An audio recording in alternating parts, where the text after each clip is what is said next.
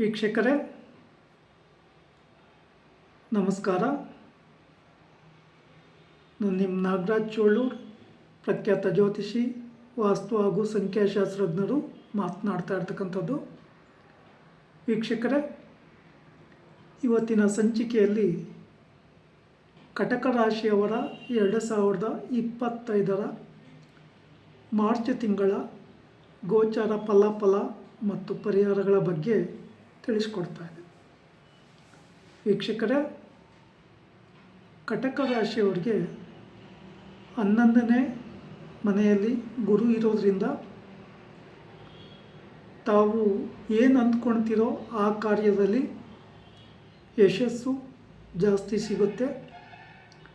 ಇಷ್ಟಾರ್ಥ ಸ್ಥಾನದಲ್ಲಿ ಗುರು ಇರೋದ್ರಿಂದ ಪ್ರಯತ್ನವನ್ನು ಮಾಡಬೇಕು, ಸರಿಯಾದ ನಿರ್ಧಾರಗಳನ್ನು ತೆಗೆದುಕೋಬೇಕು.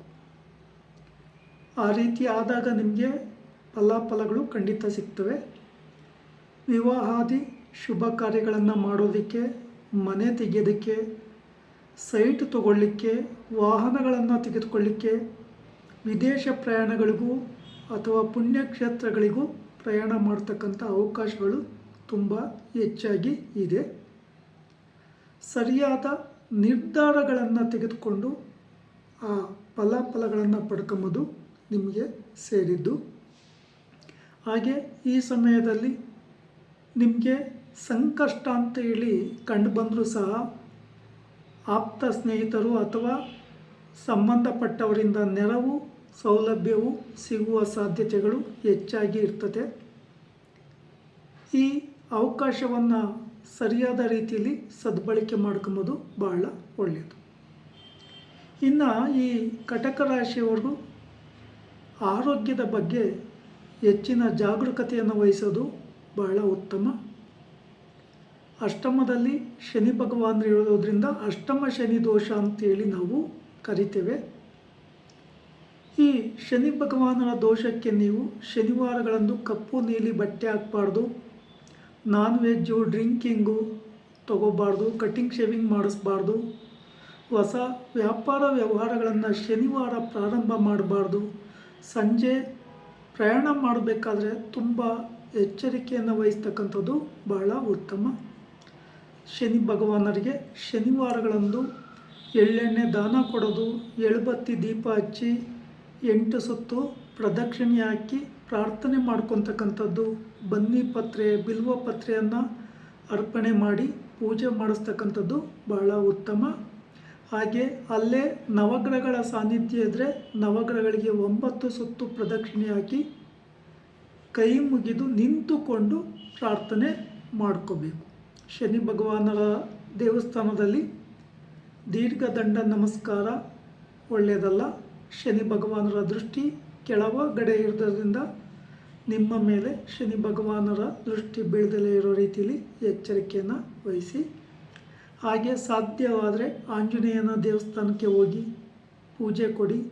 ಹನುಮಾನ್ ಚಾಲೀಸನ್ನು ದಿನನಿತ್ಯ 8 ಸಲ ಅಥವಾ ಶನಿವಾರಗಳಂದು 8 ಸಲ ಪಾರಾಯಣ ಮಾಡೋದು ಬಹಳ ಉತ್ತಮ. ಇನ್ನು ವಿಶೇಷವಾಗಿ ಈ ರಾಶಿಯವರು ನಾಗದೋಷ ಇರೋದ್ರಿಂದ, 9ನೇ ಮನೆಯಲ್ಲಿ ರಾಹು ಇರೋದ್ರಿಂದ ಸಾಧ್ಯ ಆದರೆ ದೇವಿ ದೇವಸ್ಥಾನಗಳಲ್ಲಿ ಮಂಗಳವಾರ, ಶುಕ್ರವಾರ ಅಥವಾ ಭಾನುವಾರಗಳಂದು ರಾಹುಕಾಲದಲ್ಲಿ ದೇವಿಗೆ ನಿಂಬೆಹಣ್ಣಿನ ಆರತಿ ಮಾಡಿಸ್ತಕ್ಕಂಥದ್ದು ಅಥವಾ ನಿಂಬೆಹಣ್ಣಿನ ಹಾರ ಹಾಕಿಸಿ ಪೂಜೆ ಕೊಡ್ತಕ್ಕಂಥದ್ದು, ಕೆಂಪು ಹೂಗಳಿಂದ ಪೂಜೆ ಮಾಡಿಸ್ತಕ್ಕಂಥದ್ದು ಬಹಳ ಉತ್ತಮ. ಈ ಸಮಯಗಳಲ್ಲಿ ಬನಶಂಕರಿ ಅಮ್ಮ, ಚೌಡೇಶ್ವರಿ, ರಾಜರಾಜೇಶ್ವರಿ, ದುರ್ಗಾದೇವಿ, ನಿಮಗೆ ಯಾವ ದೇವಿ ದೇವಸ್ಥಾನ ಇಷ್ಟ ಆಗುತ್ತೋ ಆ ದೇವಿ ದೇವಸ್ಥಾನದಲ್ಲಿ ಪೂಜೆ ಮಾಡಿಸ್ತಕ್ಕಂಥದ್ದು ಬಹಳ ಉತ್ತಮ. ಸಾಧ್ಯ ಆದವರು ನಾಗರ ಕಲ್ಲಿಗೆ ಪಂಚಮಿ, ಷಷ್ಠಿ ದಿವಸ ಅಥವಾ ಆಶ್ಲೇಷ ನಕ್ಷತ್ರ, ಅಮಾವಾಸ್ಯೆ, ಪೌರ್ಣಮಿಗಳಂದು ಹಾಲೆರಿತಕ್ಕಂಥದ್ದು, ಎಳೆನೀರಿನ ಅಭಿಷೇಕ ಮಾಡಿಸ್ತಕ್ಕಂಥದ್ದು, ಪಂಚಾಮೃತ ಅಭಿಷೇಕ ಮಾಡಿಸ್ತಕ್ಕಂಥದ್ದು ಬಹಳ ಉತ್ತಮ. ಅಥವಾ ಸುಬ್ರಹ್ಮಣ್ಯನ ಮಂದಿರ ಹತ್ತಿರದಲ್ಲೇ ಇದ್ದರೆ ಮಂಗಳವಾರಗಳಂದು ಸುಬ್ರಹ್ಮಣ್ಯ ದೇವಸ್ಥಾನಗಳಲ್ಲಿ ಪೂಜೆ ಮಾಡಿಸ್ತಕ್ಕಂಥದ್ದು ಉತ್ತಮವಾಗಿ ಇರ್ತದೆ. ಅನುಕೂಲ ಇರ್ತಕ್ಕಂಥವರು ಶ್ರೀ ಕ್ಷೇತ್ರ ಕುಕ್ಕೆ ಸುಬ್ರಹ್ಮಣ್ಯದಲ್ಲಿ ಸರ್ಪ ಸಂಸ್ಕಾರ ಶಾಂತಿ ಹೋಮ, ಆಶ್ಲೇಷ ಬಲಿ, ನಾಗಪ್ರತಿಷ್ಠೆಯನ್ನು ಶ್ರದ್ಧಾ ಭಕ್ತಿಯಿಂದ ಮಾಡಿಸೋದ್ರಿಂದ ತುಂಬ ಬದಲಾವಣೆಗಳಾಗಿ ತುಂಬ ಒಳ್ಳೆಯದಾಗಲಿಕ್ಕೆ ಸಾಧ್ಯತೆ ಹೆಚ್ಚಾಗಿ ಇರ್ತದೆ.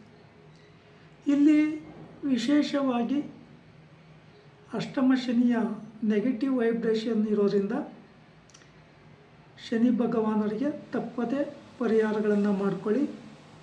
ಹಾಗೆ ನಿಮಗೆ ಪೂರ್ವ ಈಶಾನ್ಯ, ಉತ್ತರ ಈಶಾನ್ಯ ದಿಕ್ಕುಗಳು ತುಂಬ ಶುಭಪ್ರದವಾಗಿ ಇರೋದ್ರಿಂದ ಈ ದಿಕ್ಕುಗಳ ವ್ಯಾಪಾರ ವ್ಯವಹಾರಗಳಿಂದ ನಿಮಗೆ ಲಾಭ ಪಡ್ಕೊಳ್ಳಿಕ್ಕೆ ಒಳ್ಳೆಯ ಅವಕಾಶಗಳಿರ್ತದೆ.